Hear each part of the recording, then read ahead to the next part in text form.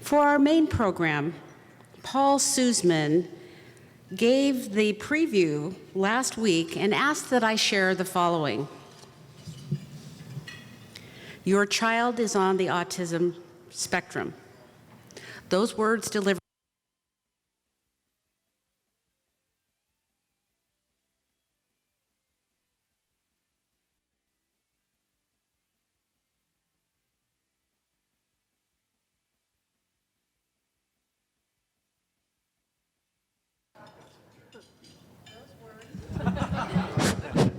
Hello? Okay. Those words, delivered over 20 years ago, remain a stark reminder that life is what happens when you have other plans. Today, it is estimated that 1 in every 59 kids would be diagnosed if they are fortunate enough to have access to an astute healthcare provider. Raising a child on the spectrum has proved to be the most difficult challenge that Linda and I could have ever imagined. As Rotarians know, having community is crucial to human. No, and when your kid does not have friends, well, you have to become deeply resourceful and self-sufficient. One of our few resources was a tiny clinic called Astor in a borrowed space in the then rather sketchy Denny Regrade. The brainchild of a pediatric neurologist whose passion was autism and whose mission was to do whatever he could to help families wrestling with this baffling condition. Dr. Stobbe is what we call a big man in stature, demeanor, intention, and in heart. His steady presence and unhurried manner drew out our Max from his shell, providing him with reassurance and us with encouragement. 20 years on, Dr. Stobbe continues to put service above self. Today, our son Max drives, lives in his own apartment, has a software programming internship, and continues to visit Dr. Stobbe regularly. Paul concludes, I'm really sorry that an East Coast commitment has made me miss today's program. Fellow Rotarians, please welcome Dr. Gary Stobbe, who will introduce his guests.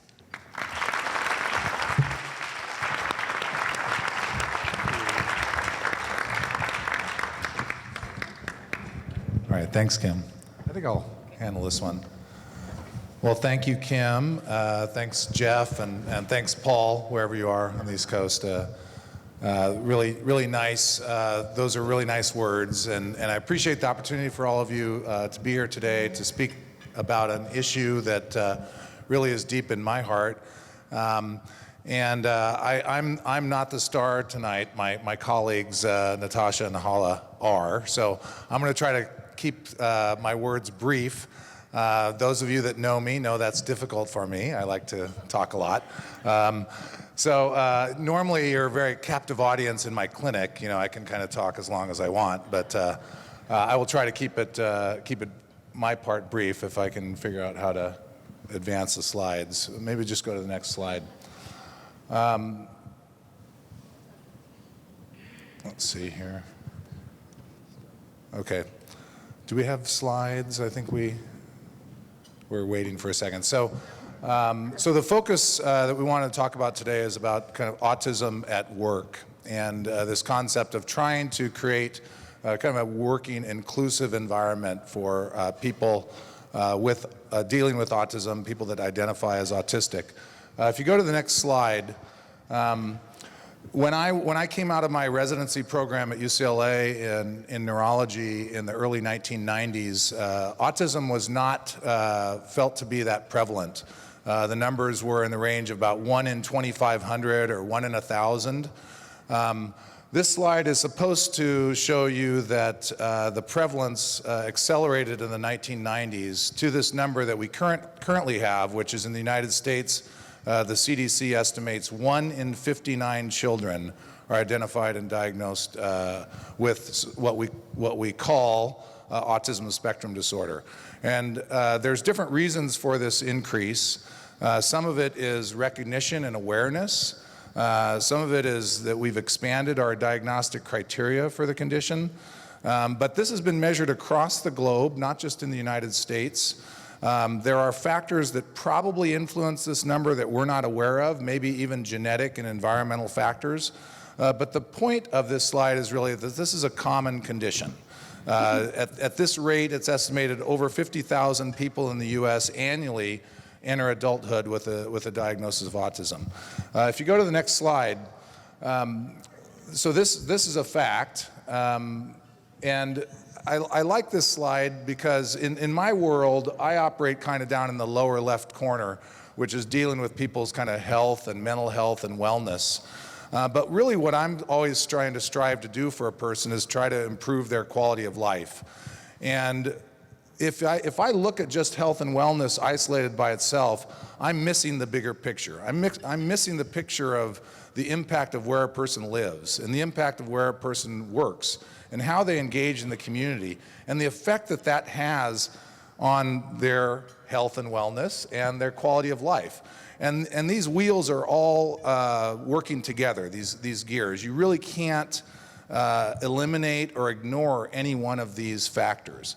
So I really try to emphasize this to my colleagues in medicine because we need to pay attention to what people are doing out in the world because this impacts their health and their wellness. If you go to the next slide, I really was impressed with the impact of vocation and the impact of having a job for a person on the autism spectrum and the impact that it has on their quality of life. And I saw this anecdotally in my clinic, and this has been held out in evidence in research that having a job reduces behaviors that a person doesn't want. It improves their abilities to socially engage. Some of the areas that are difficult improve by having this job. So it really the evidence becomes that having a job actually in some ways kind of becomes the therapy. I certainly hope that my social skills are better now than when I first left school. And I learned those social skills working and interacting with people. So we have to have these opportunities. If we're expecting people to continue to learn and to contribute to society, we have to have these opportunities to engage in employment. Now, so this is a fact. You can go to the next slide. Unfortunately, the other fact is that people dealing with autism, autistic adults, are not being employed even though they want to. So the numbers across, this specific number is from the UK. The number from the United States is similar. About 4 out of 5 individuals are either unemployed or underemployed. And if you ask the people that are unemployed, the 3/4 of them or more want to have a job. So you have, and this is a group of people that have very special skills. People that, one of the things that defines autism is this splintering, where you have some areas of difficulties and then you have some amazing skills as well. So how do we take advantage as a society and as an individual, how do we take advantage of those skills and create a situation where we can all win from that? And I think that's the question. If you go to the next slide, this is really the question I want you to think about. How can you as business leaders in the community create an environment in your workplace that is inclusive in your hiring?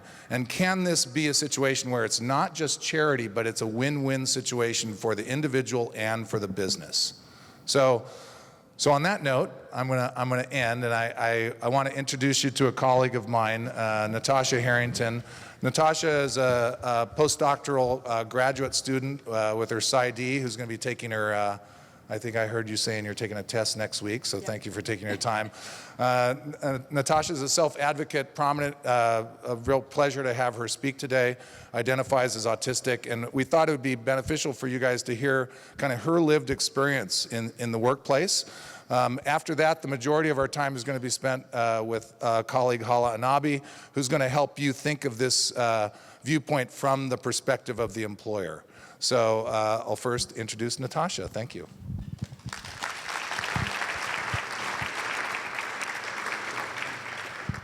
All right. Thank you very much for having me here today. As he said, I'm Natasha Harrington. I'm a postdoctoral trainee at the UW Autism Center, hopefully about to have my psychologist license. And I was diagnosed with autism a few years ago, formally, finally, but we've kind of known for a long time. So being autistic, I'm happy and I'm proud to be autistic, really, and for a lot of different reasons. But a big part of it is having the opportunity to do these great collaborations to help the people who are like me. Now, when a lot of people hear that, they say, oh no, most of the people that you're not helping, they're not like you. They wouldn't be up here talking in front of the Rotary Club. Maybe autistic people who need a lot of help, need a lot of supervision, but there's really this big misunderstanding that the autistic community can be divided into, the low functioning over here and the high functioning over here. So people get this kind of idea that, on one side you have, oh, they don't talk, you need to keep an eye on them at all times, they're never going to be able to accomplish anything. And then people think over here, there's, oh, she talks so well, she went to college, she should be able to live independently. And none of this is really how it works. So, our next slide. So this chart here shows how it's really more of a wheel with all different areas. So we've got communication, we've got sensory functioning, all different things. And instead of, somebody being really low in all areas or being just a little, having just a little trouble in all areas, it's much more common to have, to have a lot of difficulty in some areas and then to do quite well in other areas. Having that split is basically, as he said, basically one of the defining features of autism. And so I'm kind of the classic case of that, where I had my doctorate before I mastered the washing machine. We know that those life skills, in particular kinds of the hands-on skills, are something that can be very difficult for us. And then another one for me is that I can remember details of my clients from years and years and years ago, but one of my supervisors, she still has to tell me for every meeting, where is her office?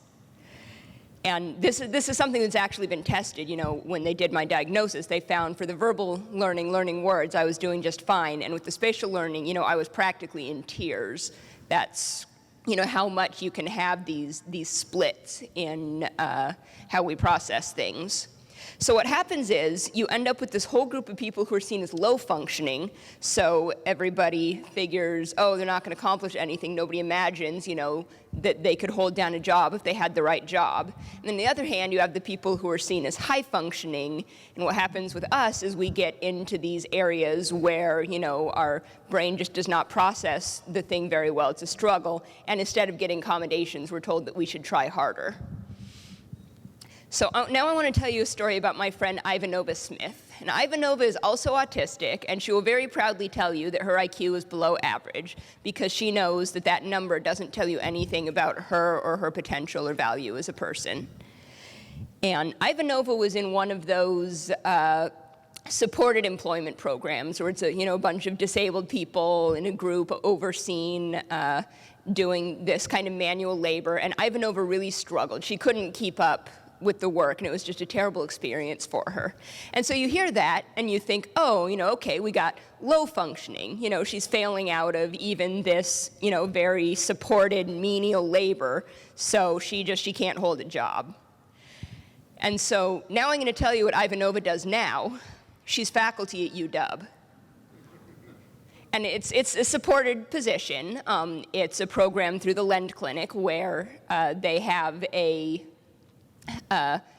it's a program through the Lend Clinic where they have, people with developmental disabilities bringing that voice to the clinical team. But it just, really shows you what people can accomplish in a setting that respects her abilities and needs. She failed out of the manual labor, now she's doing this incredible intellectual work. And as for me, I can struggle through most things by burning through my energy trying to keep up with the things that are so difficult for me. But if you're making me do that, then you're really not getting your money's worth out of what I can do. I did my internship at this really fast-paced, kind of intense private practice. And again, it was very difficult for me to keep up. And so when my contract ended there and I got hired at UW, I was going, oh gosh, like, I was struggling at this kind of everyday private practice. How am I ever going to keep up at this, very prestigious university? And it actually turned out that I totally thrived at UW. It was completely different. And so it really shows you, with autism, having the supportive environment can be the difference between being completely overwhelmed and just being an incredible asset to the team. So one of the things you may be concerned about is not wanting to be seen as giving a special treatment to the autistic employees. And the important thing to understand is that when you make your environment more autism friendly, when you start being more sensitive to people's individual needs, that's good for everybody. So can we go to the next slide? So you can take a minute to skim that. This is kind of an ideal workplace for autistic people versus one where we're really going to struggle. So who's worked in a workplace like that one on the right, the difficult workplace? Yeah, and did you like that kind of environment? So neurotypical people, non-autistic people, are usually more able to kind of struggle through these sorts of situations, but that doesn't mean it's good for you. So a workplace on the left, that's really going to be beneficial to everyone, learning to manage flexibly and to be sensitive to what your employee needs, that's just good practice. So to take this out of the theoretical, let's go to the next slide. So this is a slide, the findings from a work initiative in Australia called the Dandelion Program that was trying to get more autistic people into the workplace. And as you can see here, what they found was that the autistic employees really had a lot to offer, and that changing the environment, educating people, changing their policies made a better environment for everybody.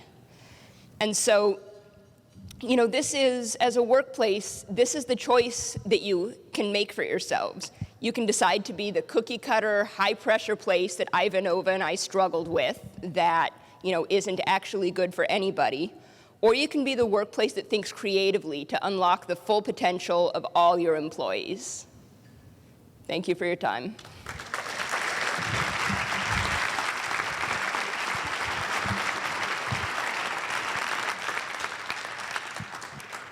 Good afternoon. I'm Hala Annabi. As Gary mentioned, I work at the University of Washington. I work at the Information School. And what I wanted to discuss today is talk a little bit about where the Dandelion model came from, what other types of companies are using similar things, similar types of programs, and their effect and their influence in the workplace. What I will warn you is I'm going to skip a few slides because we are running just a couple of minutes behind time. So the Dandelion model came from a Danish company, a software testing consulting firm that developed a program specifically designed to take advantage and really help and empower autistic software developers work and use their talents in an industry that had a lot of need for talent. And they developed this Dandelion program that really focuses on creating pathways and matching people's strengths to positions that are needed and some talent areas that have been gaps for the technology industry in particular. So this is Specialist Sterna. It's the first company that designed this. And they developed a model and they created a consulting firm that then worked with a variety of firms, including Microsoft, including SAP, including now EY, and many others. IBM just started a program. And the rise in these employment programs that are, some of them are specifically what we call autism hiring programs, and they are basically creating pathways. They're breaking down barriers, especially in the recruitment and onboarding process, to match talents with industry needs. So this is a group of organizations, and you'll see that there are a number of them from many different industries, some from the IT industry. We have a car wash company. We have a tailoring company that tries to attract the talents of the autistic community to a variety of areas that they have a significant need in. And so it's a win-win. And this is being facilitated by a variety of factors. There's the industry needs that are driving some of this. There are some social corporate responsibility aspirations that are driving this. But also there are a lot of governmental programs that are supporting and funding the transition as well. There are also a variety of needs that I will talk about in terms of technology assistance that can help, as well as focus on the strengths and really looking at what we think of as neurodiversity and cognitive diversity so that we can engage in innovative actions. So what I did, and I'm going to speak a little bit quickly, I collaborate with the Autism Employers or Autism at Work Employer Roundtable, and I worked with Microsoft, SAP, EY, and JP Morgan Chase to identify how do firms of all sizes who are interested in creating opportunities for specifically individuals on the spectrum to navigate this recruitment process and the onboarding process. So I studied these programs in collaboration with these firms to identify best practices so that we can create a pathway. And what we did is we developed what we call the Autism at Work playbook. This is a playbook that is available on my website, and I will share the URL with you, that guides organizations and HR teams and diversity and inclusion teams to create programs. We have companies from small independent tailoring companies of 50 employees to multinational 100,000 employee companies. So this is for everybody. And what I will do is, maybe what I'm going to do is talk about why do companies do this and what the benefits they're getting, because we are not going to be able to go through all of this. One of the things that I want to highlight, a lot of the companies that are engaging in this want to do good for the world. They understand that that is part of their corporate social responsibility and that they have a way to change the world and to change unemployment. But they also know that they are trying to also meet their demands. This, as Natasha said, it's not a charity case. It's actually a win-win, but it's creating those pathways. So all of the companies we've talked about have identified how they were able to meet talent in the technology industry. In some cases, like data science, about 40% of our positions go unfilled. And I'm a faculty member who also runs a preparation program for our autistic students who pursue technology. I have a number of data science students that struggle to get an interview because when they go to a career fair, they have a different communication style and they have needs for maybe a slower pace that they are often overlooked, but they are an incredible talent that do data science better than most students. So that is a really important thing. The companies that have engaged in this have also found that not only are they creating opportunities and attracting top talent that is on the spectrum, they're also attracting top talents across the population because especially the millennials and increasingly our population are interested in working for companies who care and companies who have a reputation for corporate social responsibility. So that's enhancing the culture overall. So that's a benefit that is permeating beyond just the population that they are serving with these programs. They're making them attract the best talents across the board. So that's a huge business benefit for these firms. Other benefits that I will touch on very quickly. A lot of the training that we are doing for managers and colleagues through the Autism at Work programs are helping colleagues and managers learn best practices about how to interact across many differences for the autistic population, but also for the neurotypicals. When we talk about using explicit language and explicit communication strategies, that is beneficial across everyone on the team. So one of the benefits we're hearing quite a bit when I talk to the teams that have hired an autistic person through the autism hiring program, they say, my manager is better.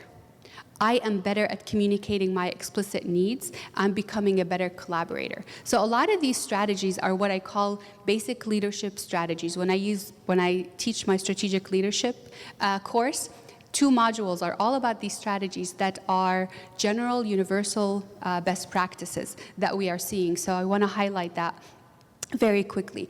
A lot of the firms that I talk to as well have identified a variety of innovations. I'll give you an example. The EY example that they talk about publicly and is published, when they hired a new person through the autism hiring program, this person had to take a number of calls and a number of applications to put in their information as an onboarding step to coming on board. What they did, because they're very particular about, this particular individual is particular about the detail and the directions for the steps, they identified a lot of gaps in the directions that were creating error and failures. So what they did is they actually went through the process, documented it, changed it. And that became, and then they went to their manager and said, there are a lot of problems with this onboarding steps, so here's a new set of steps. The manager initially was like, well, we've done this, we onboard 30,000 people every fall, so that can't be.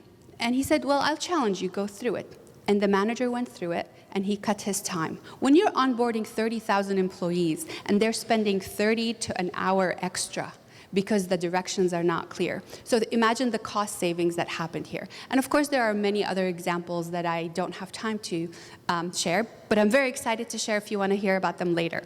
So these are all examples that we will be talking about. A very important part of autism hiring programs that I want to highlight is the fact that autism hiring programs don't happen in a bubble. There's an ecosystem on the federal level, the local level, organizations both that are hiring as well as providing services and support for the individual. So as a community, for really to address the challenges of employment and to take advantage of great opportunities, it's really important for every member of our community, both on the service side as well as companies who are trying to provide these opportunities, to participate and to really encourage this kind of employment.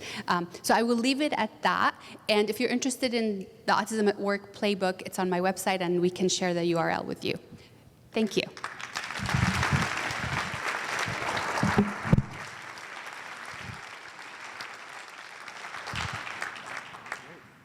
We have time for questions, yeah.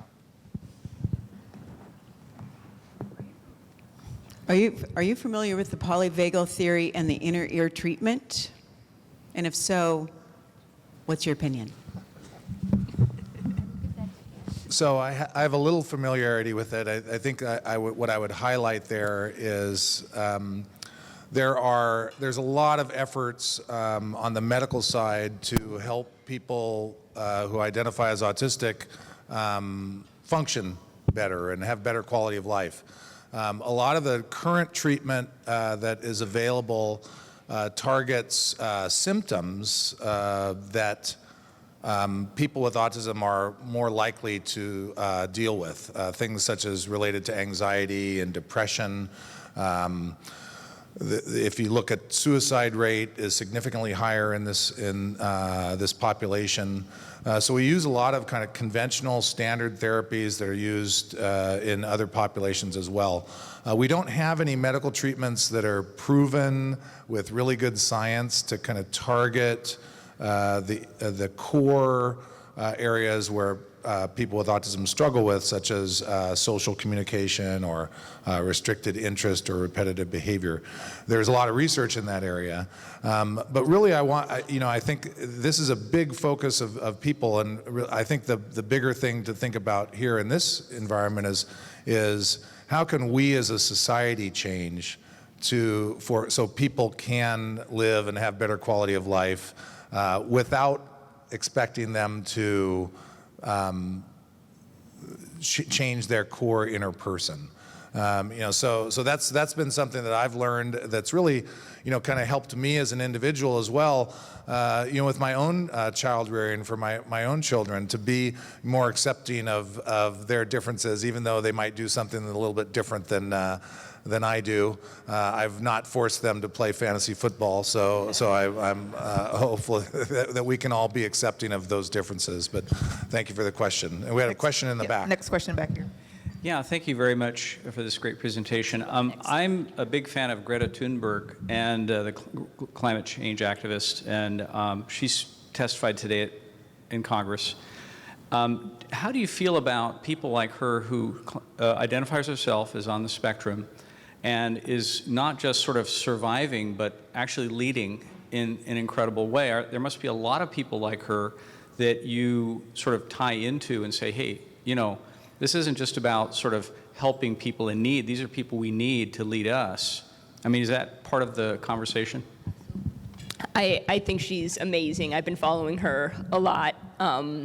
She's doing just incredible work, and I think the thing that is so wonderful about her is that when you look at how she's succeeding, it's not that she overcame her autism or that she's succeeding in spite of her autism. She's succeeding because of her autism. She's talked about this, how she has this great passion that she's not going to let go of, no matter how much other people are trying to stop her. And that single-mindedness can be frustrating when you're one of the people who's trying to stop an autistic person.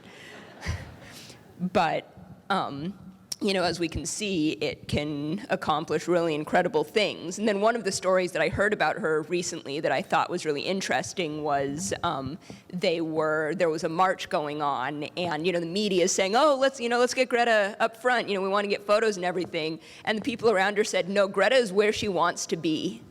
And so it's, she's really showing how by being autistic, by understanding your strengths, by understanding your needs and finding the niche that will work well, you can make such a difference. I'll add a couple of more things. We know in organizations that there are autistic individuals on all levels of the organization. The challenge is to create an environment that is accepting and of these differences. There are many in organizations that I talk to, interviews that I have, where people do not want to disclose that they are autistic. And they will go to all lengths to not disclose because of stigma that is attached. Not all organizations have the level of awareness or culture to include. So I agree with you. One of the things that I see in some of the most advanced autism hiring programs, for example, SAP hires in managerial roles to lead these programs and to lead at different levels of the organization, and to, if they're comfortable, really be the advocates for that as well. So I think it's a double-edged sword in terms of we need to be creating the cultures that doesn't attach all kinds of stigma and expectations as well. And that's what we're working on in some of the autism hiring programs we have. Hi, Mary Johnstone. I'm at Google, and I wanted to ask, one of the things about hiring, especially for coding, and you've talked about this, is putting people in an environment where they're not coding in the environment they're used to. They're forced to write on whiteboards or in a Word document. Are these things that you're looking at, and can you talk to that a little bit? Yes. So in all of the programs, whether it's the software programs or in the context of another firm, it's a tailoring company, or for marketing, it's about creating it's about reassessing the way you are doing interviews and to create multiple alternatives that speak to a person's strengths. So for example, an individual might choose to code or do some debugging on their own machine. For others, they might need a particular room that has some sensory considerations, while another person has different expectations.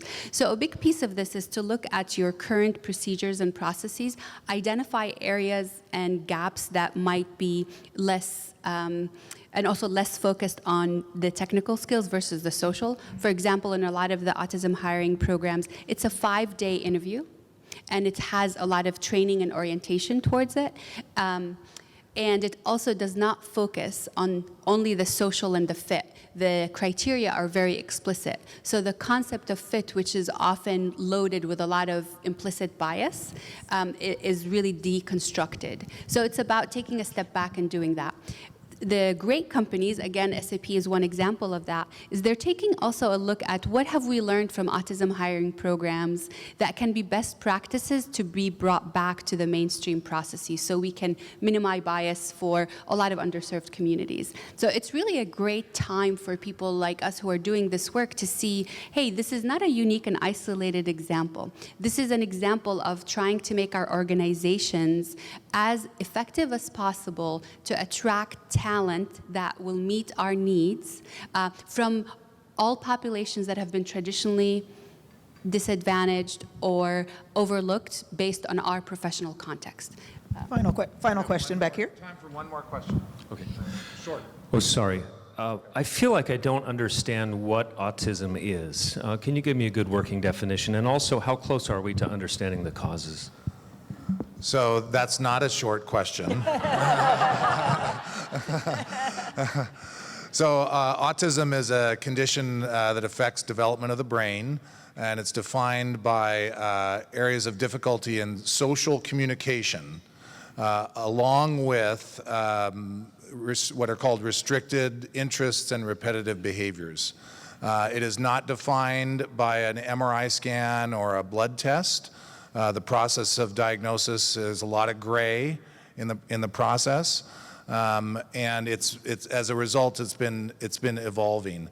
And I think that what we're doing now is I think we're seeing the truth more instead of, I think, I have to catch myself on wording because I often look at things from a pathologic standpoint because I'm steeped in medicine, in my medical background. And I think two of the things that I've learned working with adolescents and young adults is that two areas that I need to work on, both as a provider and as a parent, is I need to be promoting self-advocacy skills more in my teenagers, and I need to be focusing more on the positive, not just the negative. And I often leave sessions with those two messages, so this will be a good time for us to end today. So thank you very much.